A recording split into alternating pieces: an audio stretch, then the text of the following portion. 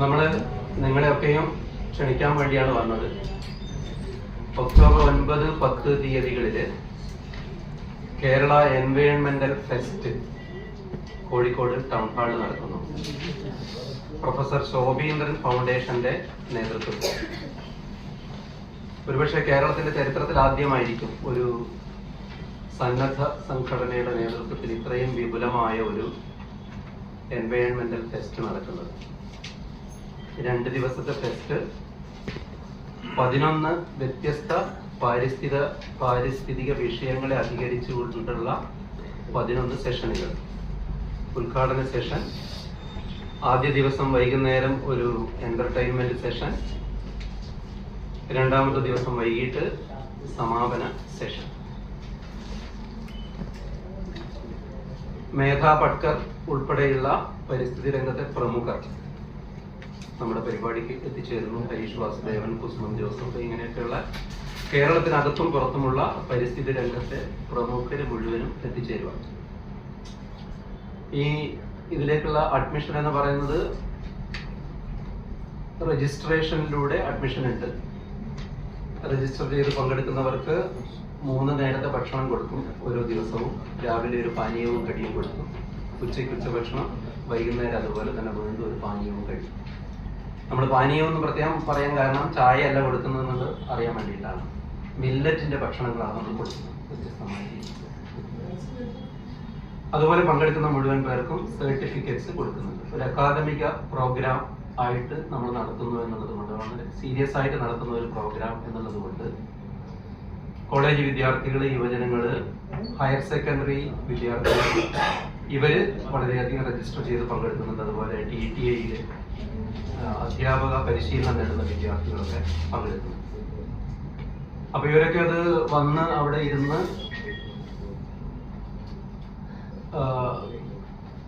എല്ലാം മനസ്സിലാക്കി പോകുന്ന രീതിയിൽ, പഠിക്കാൻ വേണ്ടി വരുന്ന രീതിയിൽ.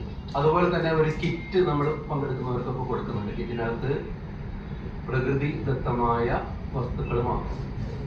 ഒരു പരിസ്ഥിതിയെ കുറിച്ചുള്ള പുസ്തകമുണ്ട്, വിത്തുകളുണ്ട്, പിന്നെ പ്രകൃതിദത്തമായ രീതിയിൽ നിർമ്മിച്ചിരിക്കുന്ന പാഡ്, പേന, ബാഡ്ജ്. ശോഭീന്ദ്ര ഫൗണ്ടേഷനെ പറ്റി എല്ലാവർക്കും അറിയാം. ശോഭീന്ദ്ര സാറിനെ കുറിച്ച് എല്ലാവർക്കും അറിയാം. 2023 ഒക്ടോബർ 12 അദ്ദേഹം നമ്മളെ വിട്ടുപിരിഞ്ഞത്.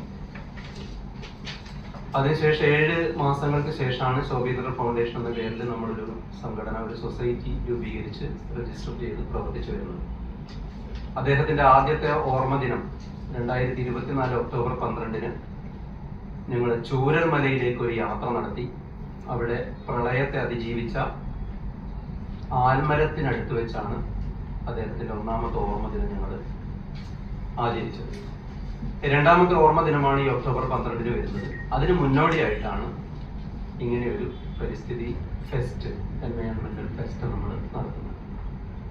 ഈ ശോഭീന്ദ്ര ഫൗണ്ടേഷൻ ഇതിന് പുറമെ നേരത്തെ പറഞ്ഞ ഈ അദ്ദേഹത്തിന്റെ ഓർമ്മ ദിനം ആചരിച്ചതിന് പുറമെ ഹരിതഭവനം എന്ന് പറഞ്ഞ ഒരു പദ്ധതി നമ്മൾ വളരെ വിജയപ്രദമായി നടപ്പിലാക്കിയിരുന്നു.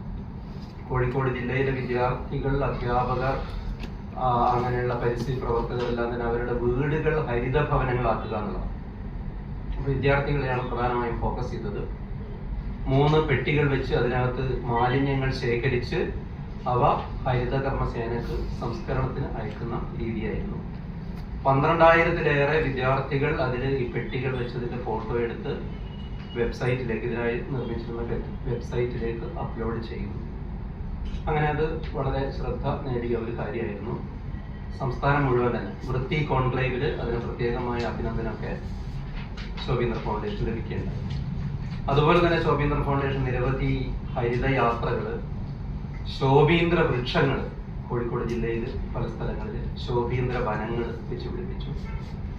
പക്ഷികൾക്ക് കുടിനീര് നൽകുന്ന പദ്ധതി, അങ്ങനെ നിരവധി പദ്ധതികൾ ഒരു വർഷം കൊണ്ട് തന്നെ ഞങ്ങൾ നടത്തുകയുണ്ടായി.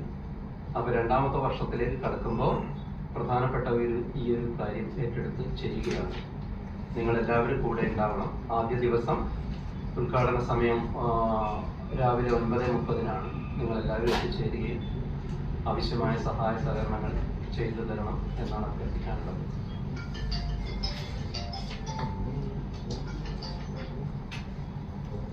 പിന്നെ നമുക്ക് രജിസ്റ്റർ ചെയ്യാനുള്ള കോൺടാക്ട് നമ്പർ അതിനകത്ത് നിങ്ങൾക്ക് തന്നിട്ടുണ്ട്, നിങ്ങളുടെ പ്രസ് റിലീസിനകത്ത് തന്നിട്ടുണ്ട്. പിന്നെ ദൂരെ നിന്നൊക്കെ വരുന്ന ആളുകളുണ്ടെങ്കിൽ അവർക്ക് അക്കോമഡേഷൻ സൗകര്യവും നമ്മൾ ചെയ്തു കൊടുക്കും. അത് നമ്മുടെ ചെലവിലല്ല, അവരുടെ ചെലവിൽ ചെയ്യണം. നമ്മൾ അതിനുള്ള സൗകര്യങ്ങൾ ചെയ്തു കൊടുക്കും. ഡോർമെട്രി ബുക്ക് ചെയ്ത് വെച്ചിട്ടുണ്ട്, അവരതിന്റെ ചെലവ് ചെയ്യണം. ഒരു 100 രൂപ ഒരു രാത്രിക്ക് വരുന്നുള്ളൂ. ആ രീതിയാണ് സൗകര്യം ചെയ്തിട്ടുണ്ട്. ഇനി എന്തെങ്കിലും ചോദ്യങ്ങൾ ഉണ്ടെങ്കിൽ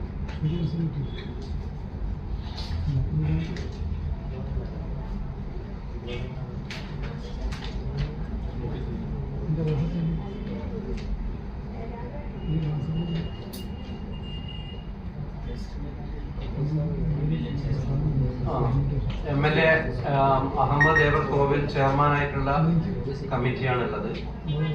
അതിനു പുറമെ MK രാഘവൻ MP പങ്കെടുക്കുന്നത് നിങ്ങൾ കണ്ടിട്ടുണ്ടാവും നമ്മുടെ ഇതിനകത്തുള്ളത്. അതുപോലെ കലക്ടറുണ്ട്, ഡോക്ടർ ബീന ഫിലിപ്പുണ്ട്, മേയർ, അങ്ങനെയുള്ള എല്ലാ പ്രമുഖരും ഉണ്ട്. പ്രൊഫസർ കുസ്മം ജോസഫ്, ഹരീഷ് വാസുദേവൻ, ഇങ്ങനെയുള്ള പരിസ്ഥിതി രംഗത്തെ പ്രമുഖരെല്ലാവരും പങ്കെടുക്കുന്നുണ്ട്. രജിസ്ട്രേഷൻ ഫീസ് 2 തരം രജിസ്ട്രേഷൻ ഉണ്ട്. മുതിർന്നവർക്ക് 400 രൂപ, കുട്ടികൾക്ക് 200 രൂപ. അപ്പം 400 രൂപ വെച്ച് രജിസ്ട്രേഷൻ നമ്മൾ വാങ്ങിക്കുമ്പോൾ രാവിലെയും വൈകുന്നേരവും ഉച്ചയ്ക്കുള്ള ഭക്ഷണം നമ്മൾ കൊടുക്കുന്ന 2 നേരം എന്ന് പറഞ്ഞത്, അതിന് തന്നെ നമുക്ക് 300 രൂപയാവും. അതുപോലെ ഈ കിറ്റിനും നമുക്ക് 300 രൂപയാവും. മൊത്തം 600 രൂപ നമ്മൾ ഒരാൾക്ക് രജിസ്റ്റർ ചെയ്യുന്ന ഒരാൾക്ക് വേണ്ടി ചെലവഴിക്കുന്നുണ്ട്. അപ്പോഴാണ് നമ്മൾ ഇവരോട് 400 രൂപ വാങ്ങിക്കുന്നതും കുട്ടികളോട് 200 രൂപ മാത്രം വാങ്ങിക്കുകയും ചെയ്യും.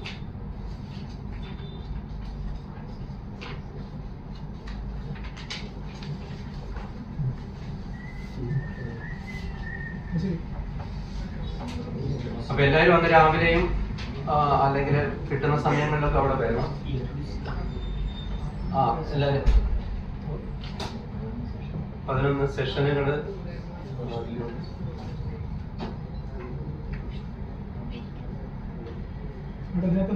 അതിനകത്ത് അത് മതിയോ? വേണ്ടല്ലോ. അപ്പൊ ഒന്ന് പരിചയപ്പെടുത്താം. ഞാൻ ശോഭിത്ര ഫൗണ്ടേഷൻ പ്രസിഡന്റ് ആണ്. അതുപോലെ ഈ സ്വാഗത സംഘത്തിന്റെ ജനറൽ കൺവീനറാണ്. ഇദ്ദേഹം സ്വാഗത സംഘത്തിന്റെ കോർഡിനേറ്ററാണ്. മണലിൽ മോഹൻ, നമുക്കറിയാം. ഇവര് സരസ്വതി ബിജു, അവരിതിന്റെ പ്രോഗ്രാം കൺവീനറാണ്. അദ്ദേഹം കോർഡിനേറ്ററാണ്.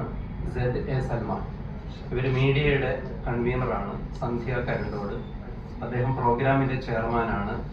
ജയന്ത് കുമാർ, പിന്നെ അദ്ദേഹം കൂടെ ഉണ്ട് EP മുഹമ്മദ്, മീഡിയയിലെ ചെയർമാൻ. പിന്നെ വികാസം ഞങ്ങളുടെ കൂടെ ഉണ്ട് ഇവിടെ, നമ്മുടെ മീഡിയയുടെ കോർഡിനേറ്ററാണ്. എല്ലാവർക്കും നന്ദി.